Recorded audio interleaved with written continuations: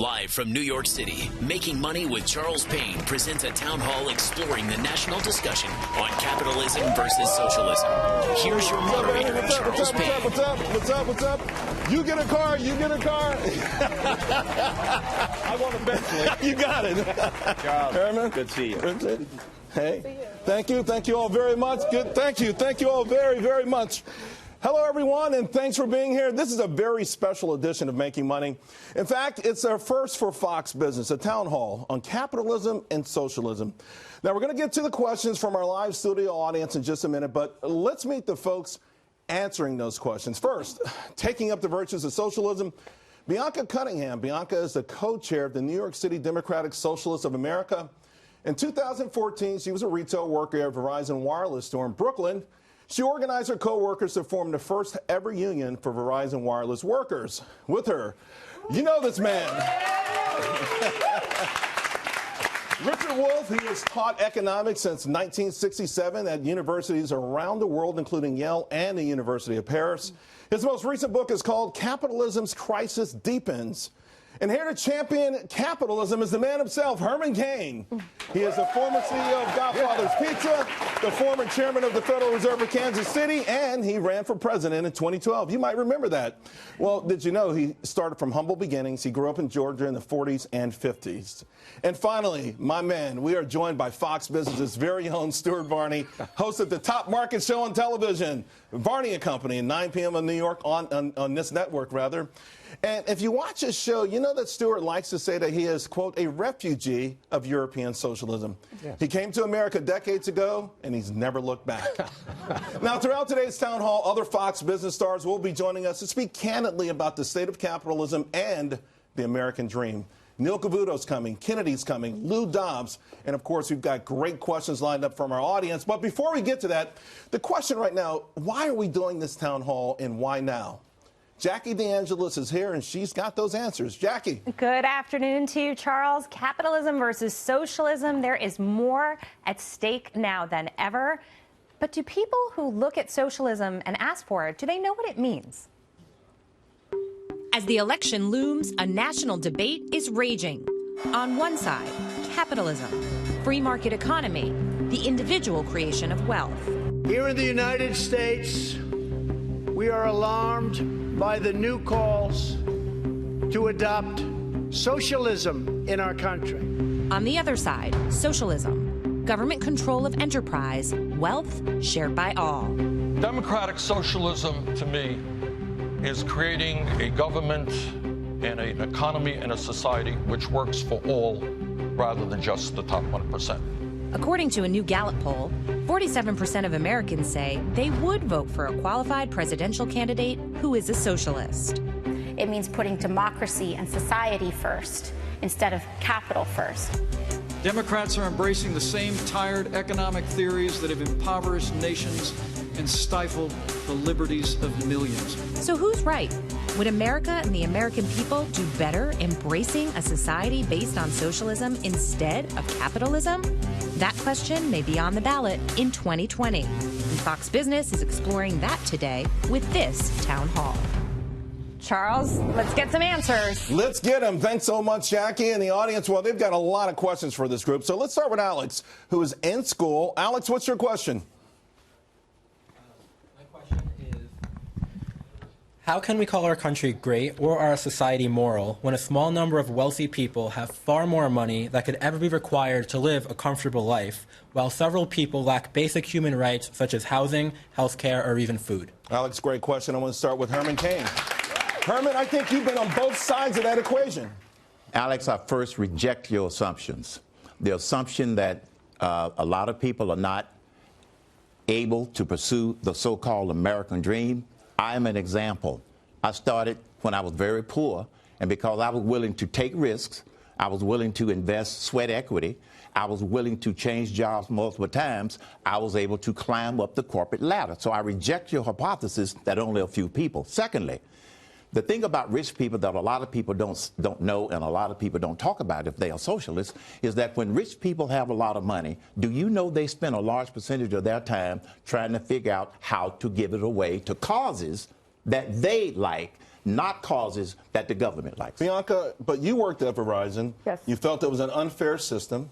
And so you did something about it, and you think there's only one way to really right this, and that's through a socialistic society, right? Yeah, as socialists, we believe in putting the power back in the hands of everyday Americans, taking away from the few at the top that have means to control the agenda for the rest of us in this country. We want a government that's for the people, by the people, truly. What would you say to Herman in the sense that he started out in the 1940s in Georgia? We know what the circumstances were like. And he was able to propel himself to a place. Does that not exist anymore for someone your age? I believe that millennials are entering a really difficult economic system. I congratulate Mr. Herman for his successes, but I do think that people shouldn't have to put their safety and security at risk in order to achieve the American dream. Allow me to respond to that, please, because that's another fallacy in the thinking. Never in the history of the world has a socialist model worked. I don't care which one. Okay? Now, allow me to give one example.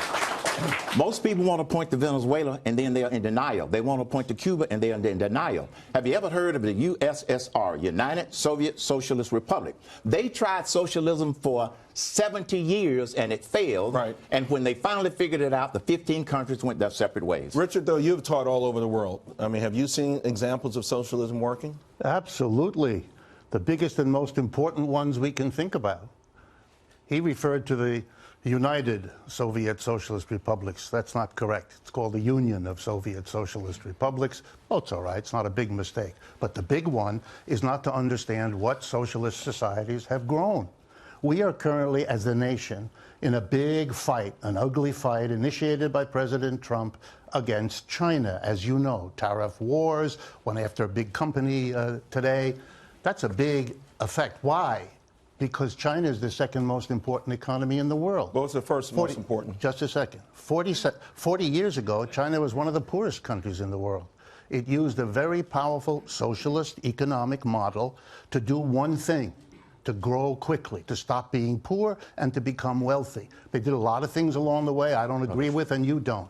But if you want, let me finish. If you want an example of rapid economic growth, then that is the example of our lifetime. China took off when they assumed capitalist connotations. They took off when, I can't remember the name of the leader, who said, let 1,000 flowers bloom. And the 1,000 flowers were capitalist enterprises. And that's when China started to bloom.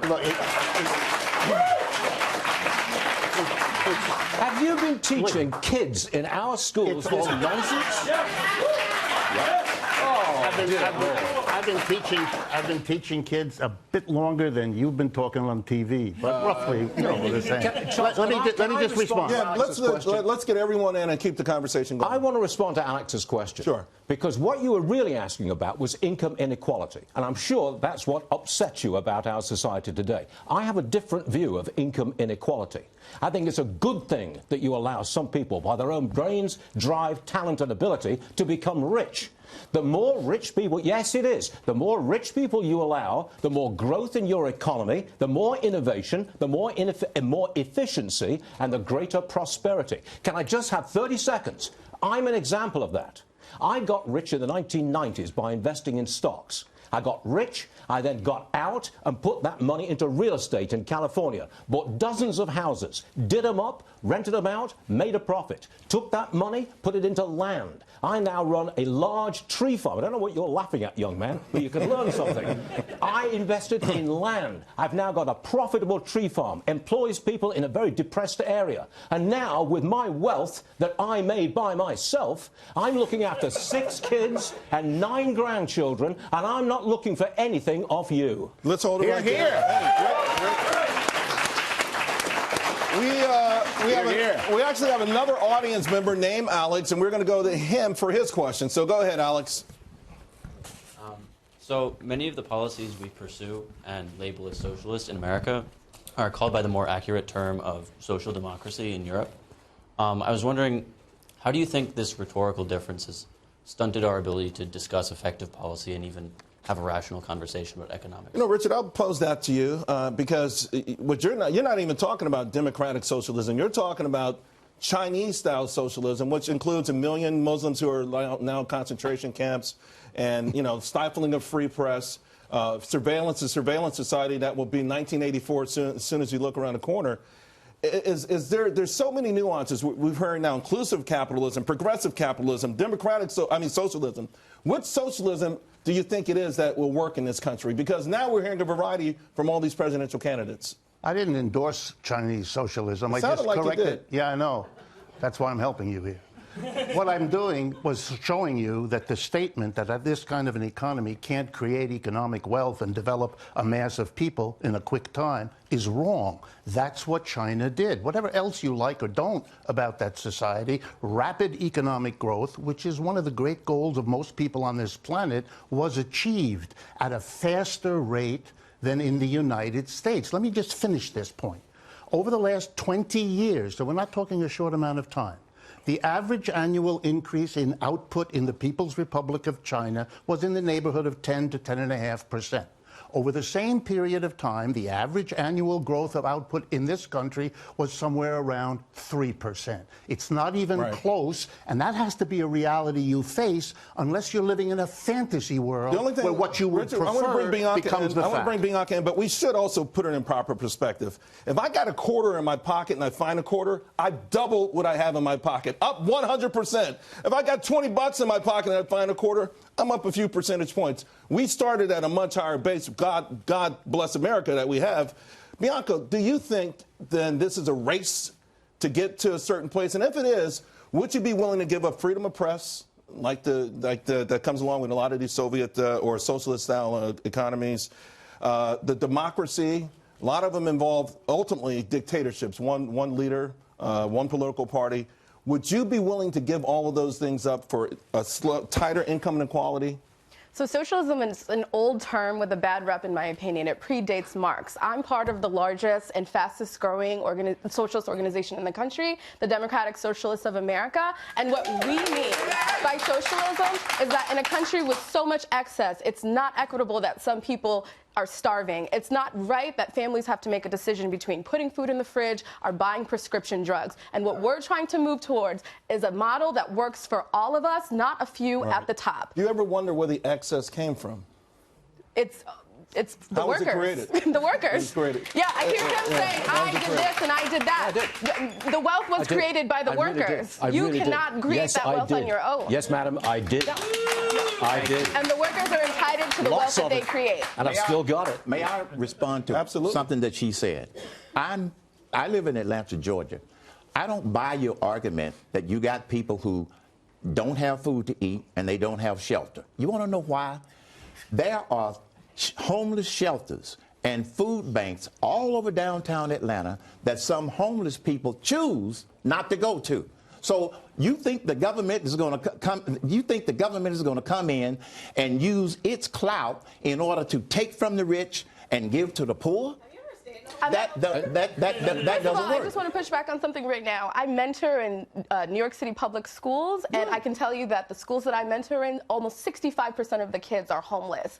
When given $2,000 as a project to say, what should we spend money on? They're asking for a community garden so that they can bring food home. They're asking for rooms so that they can sleep overnight in because they're afraid of sleeping on the streets with their parents. People are dealing with real issues, and your claim that people are not homeless or going without is just false. Well, your claim is also false.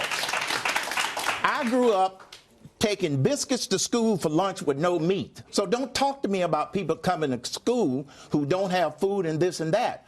It's available if they go out and work for it like everybody else works for it. Now, let me give you one second, Herman, let me...